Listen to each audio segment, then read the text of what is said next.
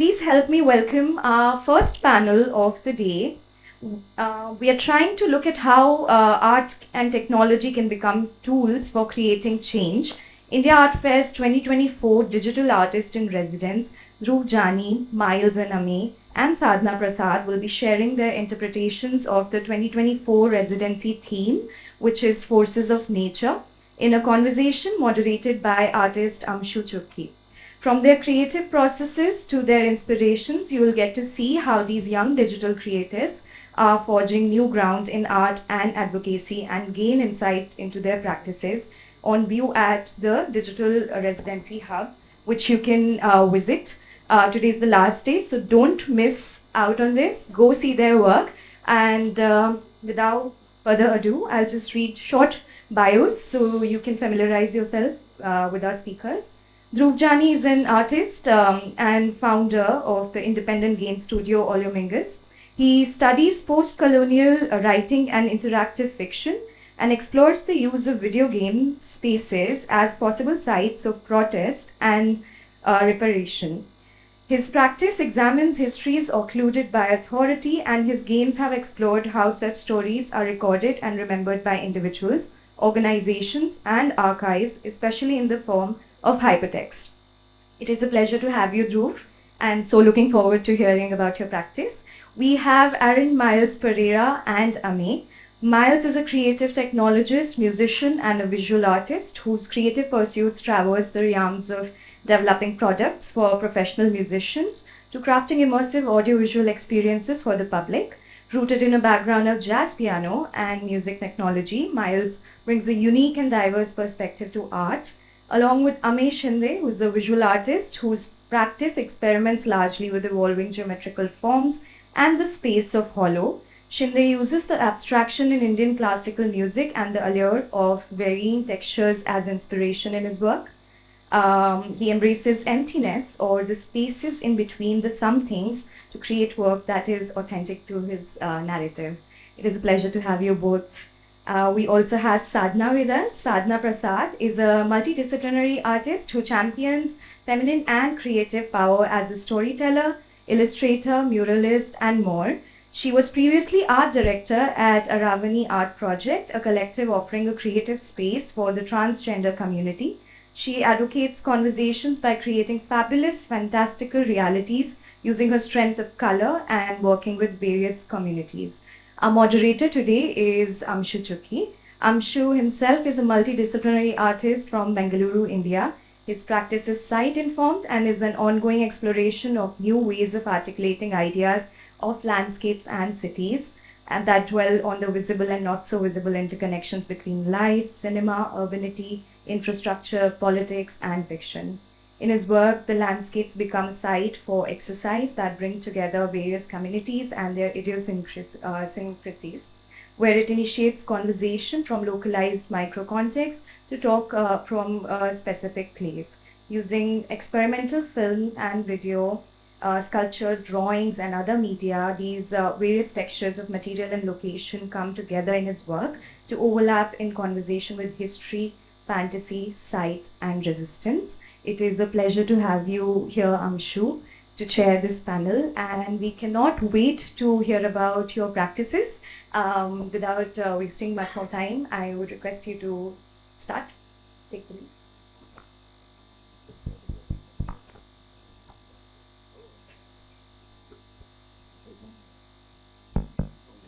Hi and welcome everyone. Let me just, my name is Amshu Chukki, and I'll be moderating this panel of wonderful artists. And since we have a limited amount of time and we have a 10-minute presentations by each of the artists, I will kind of, we'll start with the presentations and then we'll kind of open it up for discussion and then a Q&A session. When I was invited to kind of respond to their practices and moderate this panel, what I really found interesting was there was this sense of maneuvering in each of their practices.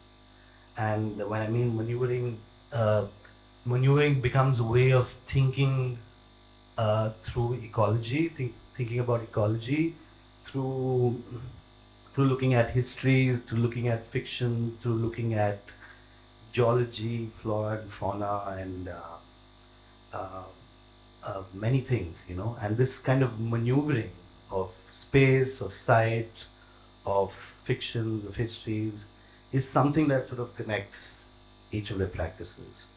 And another thing that connects each of these practices is the idea of site specificity or site informed practices that each of them carries through their own set of skills. And through this way of maneuvering, in sense, they talk about ecology and many other things. So, I mean, I would like to hand over the mic. I think let's see their works to begin with, and then we can sort of open it out for discussion, right? And should can someone start the slide? Yeah, I think it's Sadhna to begin with. Oh, that's good. Hi. Hello. So what you're going to be seeing on screen, to begin with at least, are some screenshots from my previous projects, followed by some in-process screens for the game that you can play here. And I'm going to read out a little bit, both about our studio and about the process of building the game, because I want to be precise with the words. So as introduced, I run a small games and research studio called Oleomingus with my partner, Sushant Chakraborty, who's a programmer.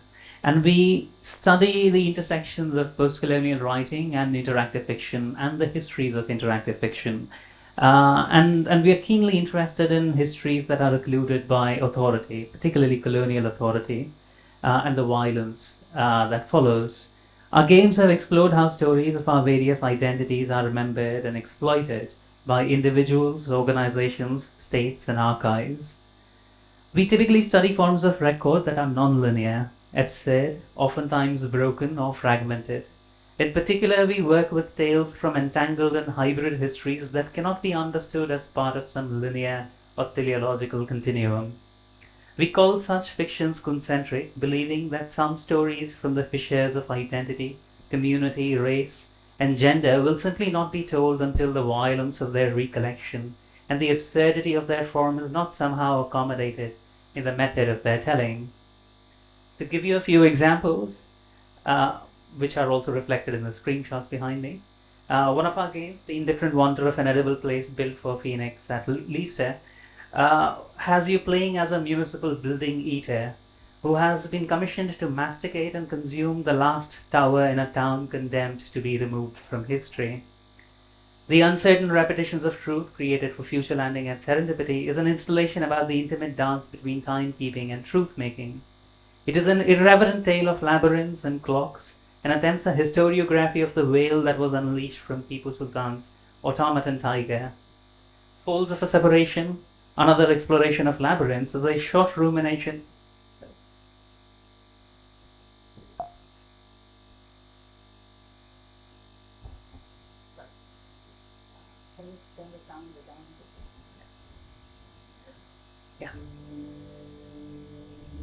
Folds of a Separation, another exploration of labyrinths, is a short rumination on the withdrawal of bodies from public spaces and imaginations, and the alternating grief and hope that emerges in a relationship that is under the strain of state surveillance, bureaucracy, and carceral violence. In the Pause Between the Ringing, built for Design Play Disrupt at the V&A, is a ghost story, a radio drama, and a first-person text adventure that recounts the turbulent history of telephone mining from monolinguistic Bakelite pits amidst the annexation of Sindh in 1843. I'll just let the video continue.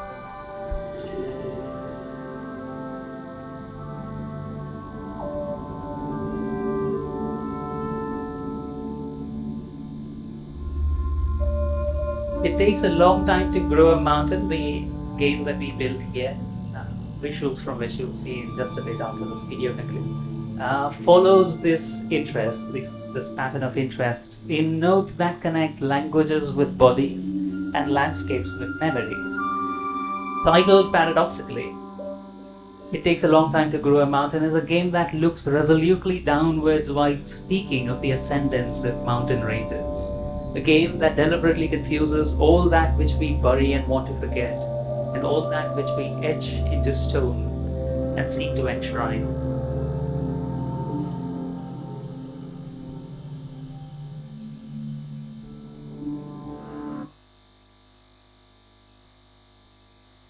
Adapted from the writings of a Gujarati fabulist, the game is an examination of how slow geological processes get entangled with the impatience of civilizational projects and mythologies, leaving behind deep-rooted marks in the very memory of our planet.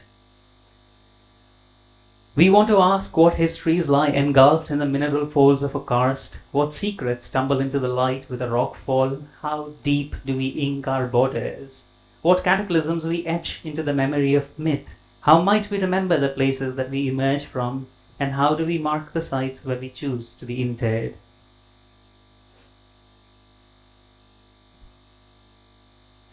It is a game about threading these questions through the processes of sedimentation and tectonic movements that turn matter into the contours of landscapes. But most of all, it is an exploration of geological time that marks the slow processes of accretion and dissolution, a deep time that seems to be accelerating as our catalytic excursions beneath the crust unwind the carefully ordained clock deep within the heart of our planet.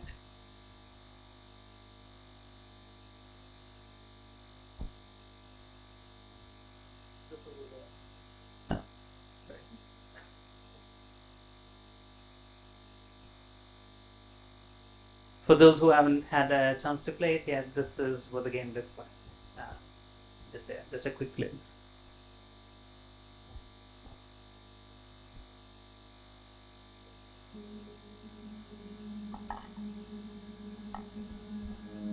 So it is built as a pillar of rock, a subterranean labyrinth that you delve into, and a labyrinth that accretes over time as more and more players play through it. Thank you.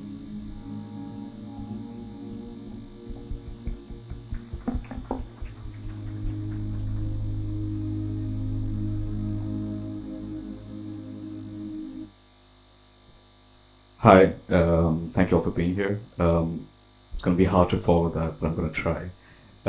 So I'm Miles, and that's Ameya, my collaborator on this project.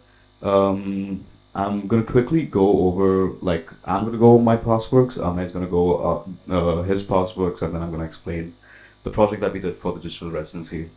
So I'm a musician, actually. I studied music at Berklee College of Music. And while studying over there, I veered into this world of technology and music, where I really got interested in the intersection between art, technology, and sound. And these are some of my past works. So this was after I graduated college. I started to work at a architectural studio where I was the technical director, and we put up a lot of large-scale permanent installations around the US and Europe. So we mainly worked in the public space, and we put up installations in schools, in like museums, and a few notable ones were Reach, which was done at the 34th Square, Herald Street, in the New York City subway. You see it up over there, and that was just a way of bring some kind of playfulness into the people's commute through their city. And one way that we wanted to make people more connected to nature was that, okay, you are in New York City, but then when you reach up and you trigger the sensor, you hear the sounds from upstate New York, from the Catskill Mountains and from Rochester. So you kind of feel connected to nature while you're in the bustling city of New York. Another notable collaboration that we had done was with the fog artist Fujiko Nakaya, when she had come to Boston to set up one of her fog sculptures, which is very interesting because you never think of fog being a sculpture, but she had created these very specialized nozzles that would spit out fog that would like create this abstract moving sculpture, and we had collaborated in like writing a piece of music that corresponded to the sculpture. So that's some of the past works, and one of my past works is also Overture. This was something that I'd done with Big Fat Minimalist for the Mumbai Light Festival. We had done this in a very short timeline of a month, where we just got together and created this 15-minute audiovisual film that was first presented in Mumbai, but then traveled around the world to Canada, Australia, and major cities in the US. Oh, sorry, in India. Sorry. Yes, that's a little bit about me, and I come from this background of being a creative technologist and musician, where I just made multiple art streams meet together creatively with technology. So that's about me, and I'm gonna hand it over to Amay. Hello, thank you for being here, guys. So I'm Ameya. I'm an illustrator, graphic designer, based in Mumbai. I work at a design studio called Studio Big Fat, which is in Mumbai itself. So basically, my day starts with going in local train from my home to the studio, where I sketch, I meet people, I have a conversation with them, and so this is the basics of what I do. That like the 80% of what I believe the strongest part of me. These are some branding illustration works that I've done. I love to make forms, organic forms, and experiment with different kinds of style. I'm just exploring right now, as I've just begun into illustrations and art.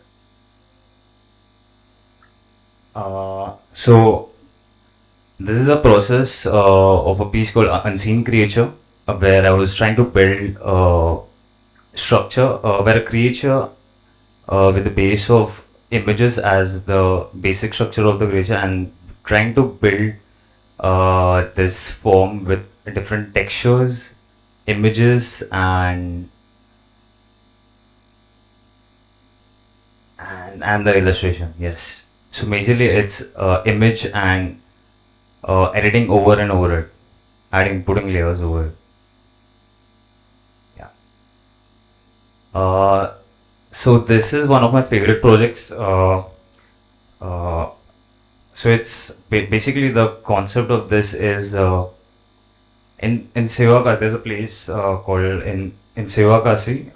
It's in southern part of India, where 90% of the firecrackers produce. So यहाँ पे क्या होता है कि जो labours होते हैं उन लोग बहुत सारे उनको बहुत सारा डैमेज होता है, ब्लास्ट होता है. So what I did is कि जो फायर क्रैकर्स का पैकेजिंग रहता है वो मैंने कलेक्ट किया था, और स्टिपलिंग मतलब उसको पंच करके I created this piece called Barood. Basically it's inspired by a school project called Best Out of Waste. Yeah. Sorry, I think so. I forgot to add the slides for the actual installation that we've done, but I'll talk about it, and you all can come and see it.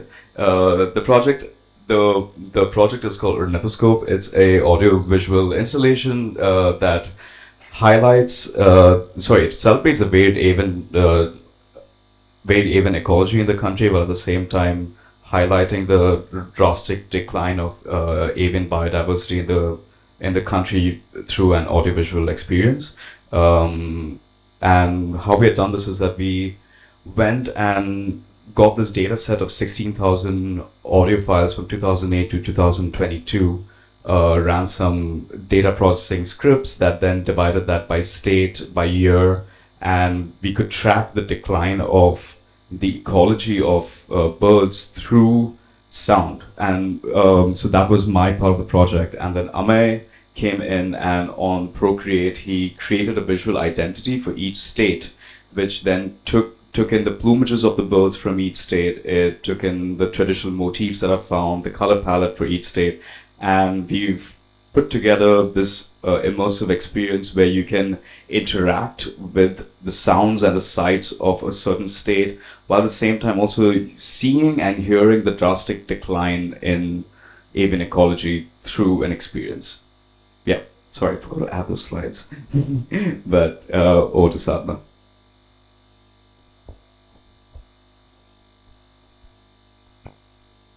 Hi guys, thank you so much for being here. I'm Sadhna Prasad. I'm a muralist and illustrator based in Bombay. I've been working for the last 10 years, but have a very interesting, if nothing else, my creative journey. When I started creating illustrations, I used to create a lot of things. Like Ameya said, he's also from Bombay. So initially, the easiest things for me to draw was things I used to see around me. Then I started creating these alternate worlds, which kind of can be positions of dialogues between people. These worlds, initially, when I started illustrating, drew from my memories of color growing up in Bombay, to kind of raise a conversation about feminism, about what as women, questions that I can raise. Then, about 8 years back, I was part of a collective called the Arvani Art Project. I was the art director. And I think that kind of shaped the way I started researching my practice. We spent a lot of time with communities. We spent a lot of time listening to people about the stories they wanted to say. We started creating public art and public work, talking about the journey they had had and celebrating their life. It taught me how to step back from the art I create and create for other people and create for change. This kind of experience also kind of transformed the way I look at the worlds I create, the question I'm raising through the art I do. This particular one is in Dharavi, where we did a workshop encouraging the people to keep it clean, to keep it sanitized, but also keeping in mind that we have to draw from their daily experiences. So all the portraits you see are of people, though in the world I create, they're all of people and children who live in that area. So that they own this place, they feel like this place belongs to them and hence they have to keep it a certain way. I don't go in as an external source trying to educate anybody, saying this is how you're supposed to live and this is how your community is supposed to function. Specifically for the project of Forces of Nature, I was just thinking of what would, if I had to draw an ideal world, what would that world look like to me? So it started with like a lot of sketches of just drawing the best version of the world that I would like. I'd like a lot of flowers around me. I'd love just time enough for me to paint and look at things that I want to look at. I'd want an equal world. I think the initial sketches were just drawing out this ideal world of how things could be. But then when I started kind of thinking of, is that really achievable? Considering the present we are in today, is that really the world that is achievable and can we really live in that world? Then it transformed to creating this piece that you'll see at the Digital Residency Hub. Creating the ideal world, knowing what our present is today. There is technology, there is a lot of urbanization, we do have cars running around. So how do we go from today, change our practices as humans with what we do to kind of imagine this world? The landscape is very inspired by Bombay. Where I live in Bombay is a high rise, but we also see all our actions as humans kind of go back to the sea in Bombay. Anytime anything happening in Bombay, you kind of end up going to the sea. So that kind of is the inspiration for the landscape of the space. I also work with AR for this particular piece, just to also understand that though this is the world that I want to live in, that's not the reality of where we live at all. We live in this world specifically guided by waste management, our production and disposition. This is the world we live in. This is what we are breathing. So how do we go to this world from this world that we're living in? As individuals, as a community, what are the changes we can bring about in our practices? So we are really able to imagine this and live in this world in the coming years, and kind of move away from our selfish choices from this world that you see. I also triggered an animation of this world only because I think this is really what we're breathing. When I grew up, where I'm from in Bombay, which is Mulund, there was very little change that I saw over the years. Though I saw Bombay transforming into a completely different place, Mulund was still sane because it's super far. Everybody was still doing their own thing. But in the last 3 years, I have seen there's a huge dumping ground of Bombay that has come to Mulund. And you can see the change in the air, you can see the change that is happening to the place. So, if a change can come to that level, I think it's really a critical point to start questioning our practices of how are we transforming and kind of affecting the nature around us. So this, so yeah, thank you.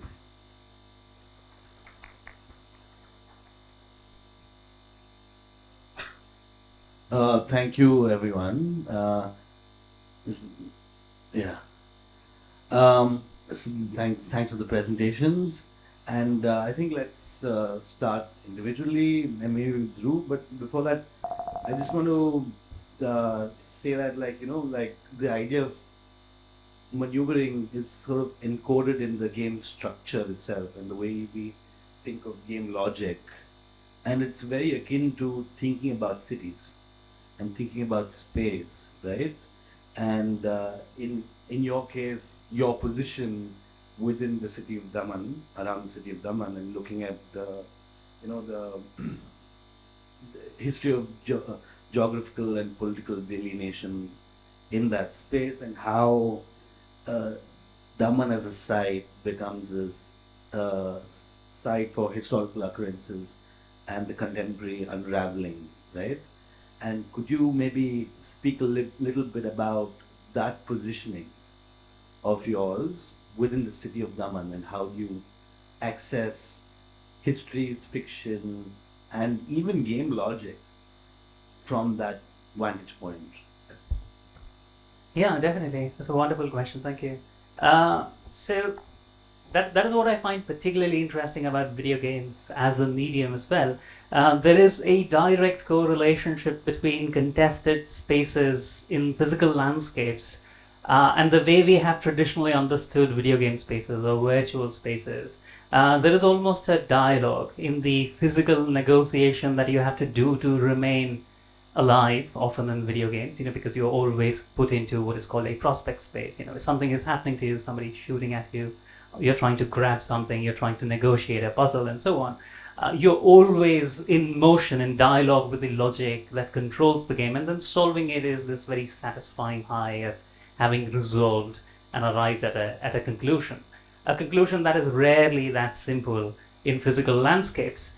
But the process itself of arriving in a space where you are physically threatened, where you are to some degree at the mercy of these complex algorithms that you can barely figure out, that you are somehow insignificant, is a wonderful narrative space to start from if you are thinking about stories, people, histories that are similarly under pressure. that are similarly under pressure from other kinds of political institutions or historic harm or caste hierarchies. And that is very similar to what is happening around the landscape in Daman, the place that I stay in. So it is a verdant landscape, really, really rich. So it is the crags, the escarpment of the Western Ghats plummeting into the Arabian Ocean, beautiful landscape. And you have a mountain ecosystem that is just beginning, gives way to a low-tech lentic ecosystem in the middle, and then eventually to Machi towns and Portuguese settlements of Daman. And because it is so water-rich, it has now become an industrial hub and an industrial corridor. It just happens to be conveniently placed to be extracted, and often extracted without the consent of the people who have always lived there and who have long imagined their place in the land, their language for the land. So how do we, if not resist, at the very least witness what is being eroded and try and celebrate it the best we can? And I find video games to be a very fascinating way of simulating that hurt.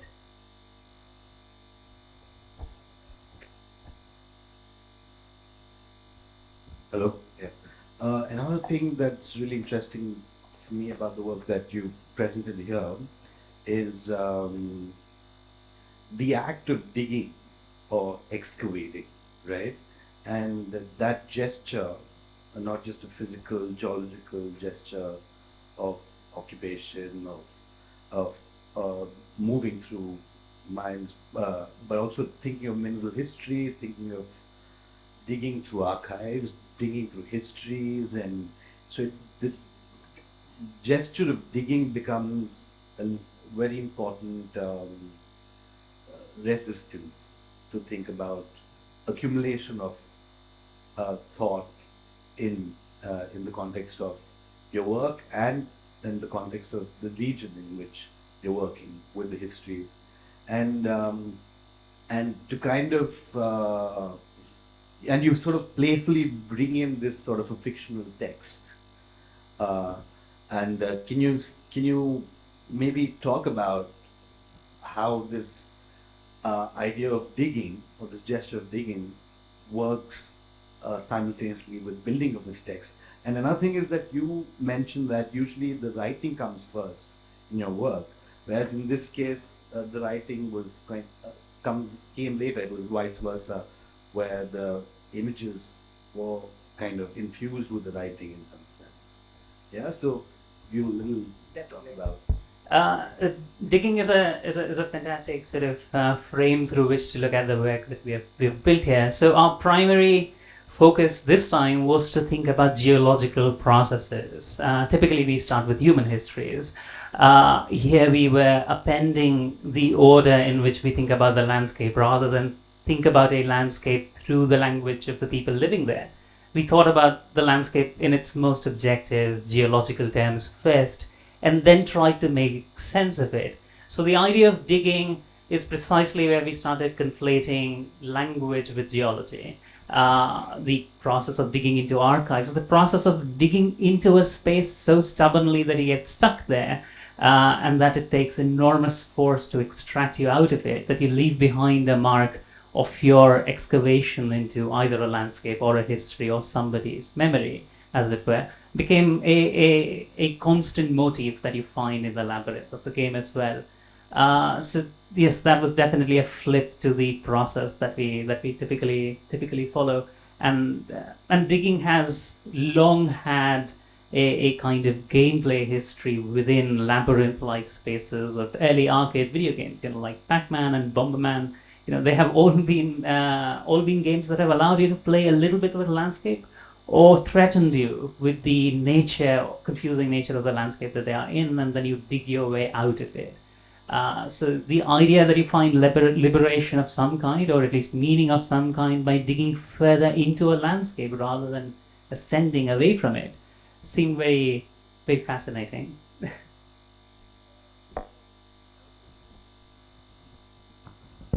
I also feel that in the geography of the erstwhile Bombay presidency, which included Gujarat and Bombay and the Sayadri Hills, the usual conversation about the history of the region is north-south or south-north. And I feel like you kind of digging in, the position of digging in that space becomes a kind of antithetical to thinking of this north-south kind of a Yeah, definitely. position, I mean, the whole region of Dangs and the space below the beginning of Sayadri, where the game is set, has long been ignored from history. It has played a tremendous role in the nationalist struggle. It has played a tremendous role in our imaginings of what Gujarat and Maharashtra is today.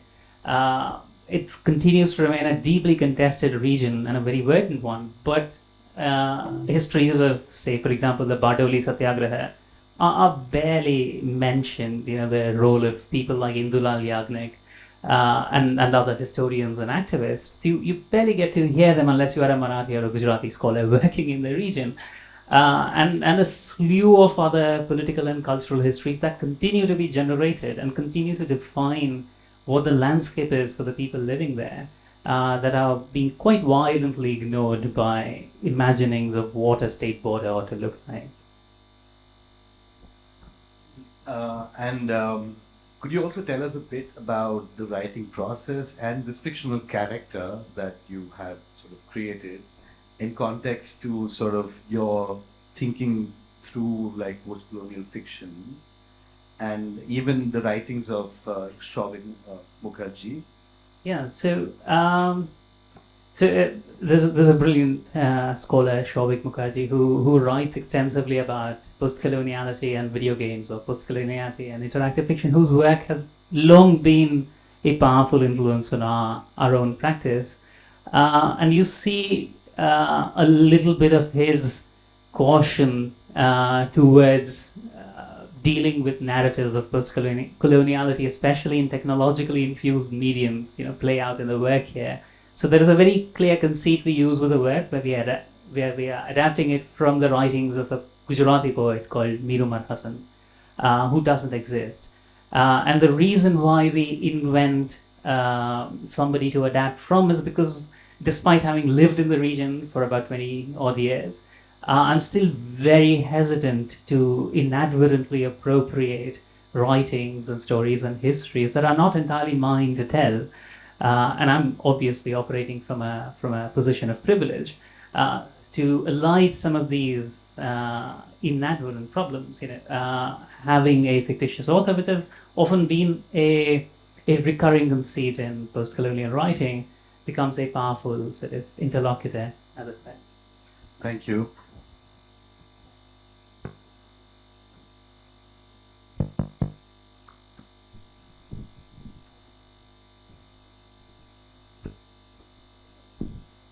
Hello. Yeah, coming to, thanks so much. Coming to MYLES and both of you, what's interesting really is, can you hear me? What's really interesting is, MYLES, you have sort of a background in, you said you in sound, but you also sort of work with architects, right? Yeah. And also Ameya also is an artist and does illustrations. And even I really like the fact that when Ameya first told me that first thing he does when he takes the local to his office is that he sketches. And this is also an act of maneuvering and documenting the city through transit. And interestingly, they both work at a co-working space, an office space in Shivdi, which is, if people who don't know, in Bombay, at Shivdi, every January and February, flamingos migrate where they eat plankton, and for the month there's massive flamingo migration that happens. And this, in some sense, sets the premise of looking at cities, looking at migration, looking at sound, and in some sense mapping of space sonically, historically, through data, through looking at flora and fauna, but also through history, in some sense. So could you maybe Ameya could actually start by saying, like, what are the things that you kind of sketch on your way? And what was the process of putting together the visual motif for the game, for the interaction?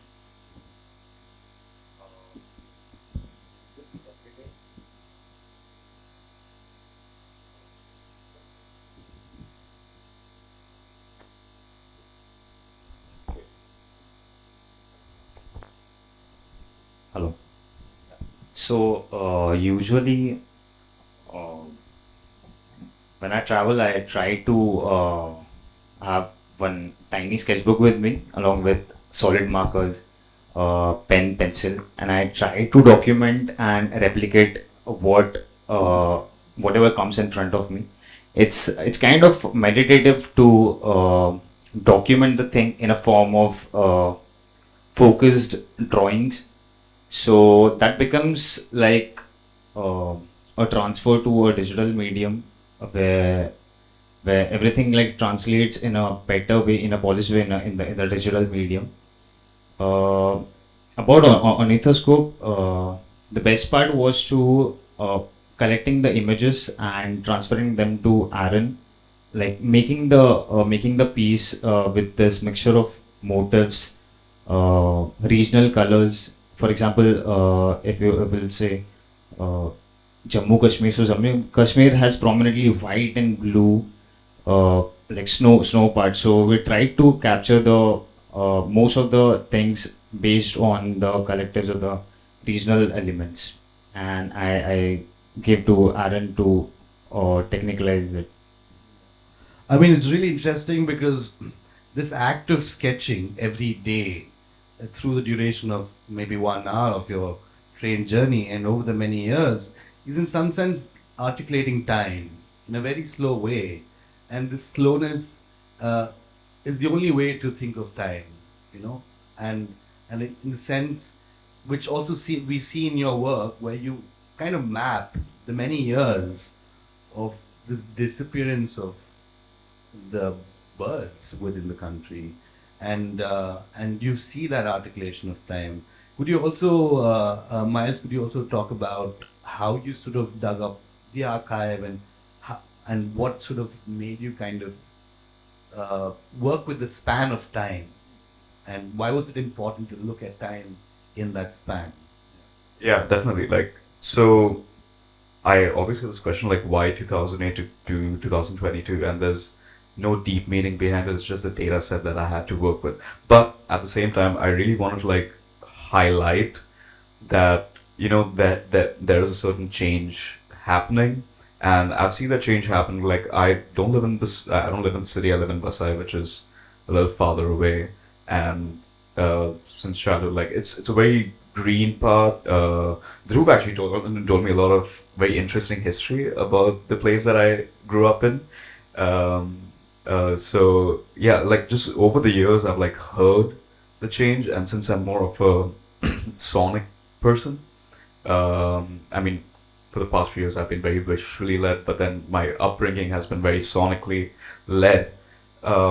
Just the passing of time and the diminishing of the bird sound or the bird songs that I used to hear really like affected how I like felt every morning, because I used to hear the birds. I used to hear the birds every morning, and then slowly I could like hear it going down.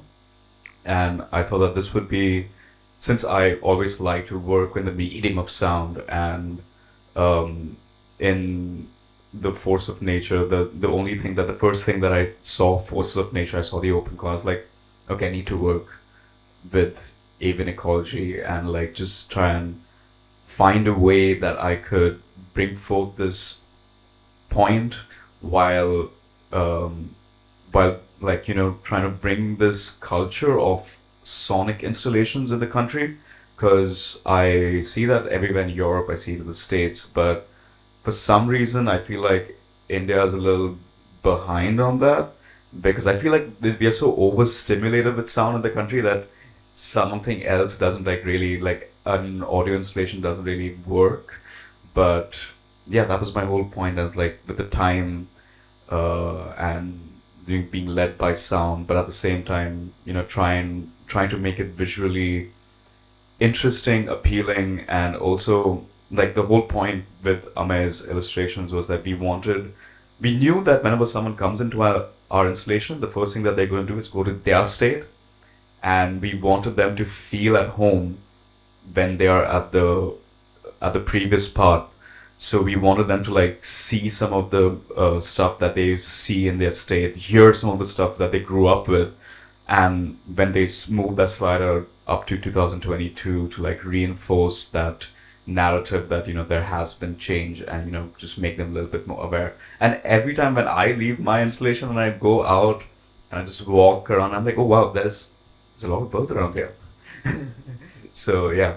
Yeah, that's interesting that you say, you talk about the returning, the idea of returning home in some sense, or the viewer feeling the return in some sense, and that's very close to the way migratory birds access geography in space. They kind of break boundaries, they break geographical boundaries, but they also break thought boundaries in the way they move and they travel, right? And that's really interesting for me. That movement, which lot of the other organisms can't do, in a way challenges ideas of space and ideas of history even, right? And talking about the return of home, I would like to go back to Sadhna, and Sadhna's work is titled Poet Vare, which means what does it exactly translate to? I'll be back. I'll be back. But like Poet Vare in Kannada also, Hogi Battini, Yeah. you say something, it's not just to be back, but it always, there's always a return of home. Yeah. Even in conversations, there, you're leaving is encoded with the idea of returning, like the birds. And I feel, and that is very interesting for me because Sadhna herself returns to communities, works with communities, and thinks through space through collaboration and site specificity. And when I say site specificity or site informed practice, like everyone else's work, Sadhna's work or the images are informed by these collaborations, by these conversations with certain communities, and long-standing collaborations that Sadhna has. And could you maybe talk about how this community practice began, and a little more history about your working with Aramni, and even site-specific mural and how that sort of began? So I think when we started Arvani like long back, we didn't start with the purpose of like starting a project or making an impact or changing lives or doing anything. We just had a lot of people who identify as trans women who are our friends. And we thought, how can we create a safer space for them than what is it now? And because I was a muralist then as well, we were like, let's just get them also to paint the walls that we paint. So we just started kind of getting together a group of friends to paint walls. Then we started seeing the conversations and how the reactions of people changed when they kind of saw all of us paint together, which is women and trans women. So we kind of started building that together. It started slowly creating more and more walls together, and then it kind of became a bigger project organically. We didn't intend to kind of make this project and make a change. We were just really interested in the stories they wanted to say and the history they come from and the culture that they've been a part of for years. It's nothing new. They've just been, they every day they used to tell us some story, some mythological story or some traditional story that they follow and they practice on a daily basis. So it became very interesting to kind of, I didn't know about these stories. So if I didn't know, I'm sure none. And India being so diverse, every time we travel, even in the same trans community, the stories were very different. So it became so interesting to just be a listener and kind of add on just with my experience as a visual artist to kind of tell their stories to people. So I started looking at myself like an outsider because I studied illustration and animation, extremely technical stuff. So I knew how to tell a story. So for me to already just be the background of somebody else's stories was super interesting. Just to be that listening ear and kind of get that experience and listen to what kind of practices they do and be a voice for them. It reminds me of this visual ethnographer Chinmin Ha talks about her practice as I do not talk about, but I talk from nearby. And I think that positioning of that sort of ethnographic positioning is very important, where you are a bystander, and rather than being more obtrusive. And could you also talk about the visual language that you have arrived at after many years, the way you think of colors, and this is repeated motif of the two eyes that keep coming, and how has that come, and like. In the beginning of my practice only, I kind of have dealt with these idea of two worlds, one that we see and one that we want to live in. So I think I started creating the two eyes so people see themselves having a choice of being in the world that they want to be in. Do they want to live in the world that they're seeing, or do they want to live in this ideal world that they want to be in? I said it yesterday also that I think I will make one eye when I think the world that I want to be in and the world I live in is same. Till it's not same, I create two eyes just to be very aware that we are living in a reality which is very different from the future. I think all of us want for ourselves. To also be very aware of every action and that I'm doing, of my practices as an individual. I want to be very aware of what I'm doing, my relationship with nature. So I think it's a reminder for me as well, and for the audience that looks at my work, to know that we are living in two realities, and we have to make it one. Thank you. And do we have some more time, or are we? We're done. Okay. So I think no. So I mean, it's really interesting to see all the four practices, and especially all the four practices are very sort of are looking at creating very specific, site-informed, idiosyncratic systems that belong to a place, time, history, that that the work really unravels from this position of specificity, and that's what really is interesting for me. And I would love to know more about what your projects are going further, but I don't think we have time. But thank you all, and thanks for being here and showing your amazing work. And please go check out their work. And even Miles and Ameya's work, sorry we couldn't show some of the images, but you should really experience each of these works. And each of these works are fabulous. And thank you, India Art Fair, for giving us this opportunity. And